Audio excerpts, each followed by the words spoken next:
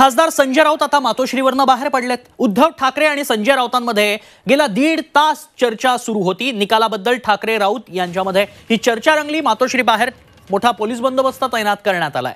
उद्धव ठाकरे आणि संजय राऊतांमध्ये 1.5 तास चर्चा झाली आहे। निकालाच्या आधी ही 1.5 तास चर्चा दोघांमध्ये झाल्याचं पाहायला मिळालंय। खासदार संजय राऊत नुकतेच मातोश्रीवरनं बाहेर पडलेत।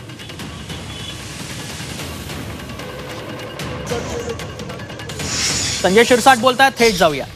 कायदेशीर लढाई आम्ही जिंकणार हे एवढं मात्र निश्चित।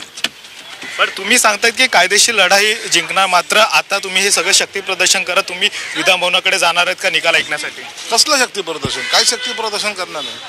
आमच्या कार्यकर्त्यांना एक उत्सुकता आहे म्हणून ते इथं आलेले आहेत। बरं, ही उत्सुकता असं वाटतंय का की ज्या पद्धतीने हा निकाल येईल सगळीकडे सगळ्यांचं लक्ष लागलेलं आहे या निकालाकडे? निकालाकडे तर महाराष्ट्राचं नव्हे देशाचं लक्ष लागलेलं आहे। देशातला प्रत्येक माणूस हा निकाल काय लागेल याच्याकडे आपलं लक्ष लावून बसलेलं आहे। पर तुम्ही ज्या पद्धतीने सांगतायत की आमच्या बाजूने निकाल लागेल, मात्र ते देखील सांगतायत की आमच्या बाजूने निकाल लागेल। ज्या पद्धतीने हे सगळं झालं आहे ते चुकीच्या पद्धतीने शेड्यूल 10चं उल्लंघन आहे ते केलेलं आहे। शेड्यूल 10 हा मला ॲप्लिकेबलच नाही हे त्यांना आतापर्यंत कळत नाही, हे त्यांचं दुर्दैव आहे। आम्हाला काय करायचं?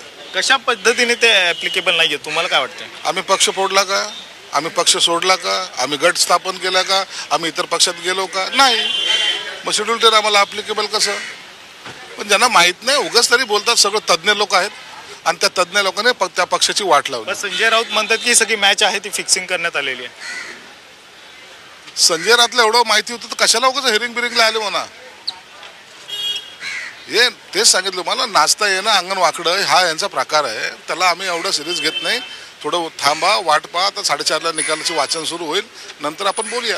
नक्की 4:30 वाजता निकाल येईल आणि त्यानंतर आपण यावर योग्य ती प्रतिक्रिया देऊ।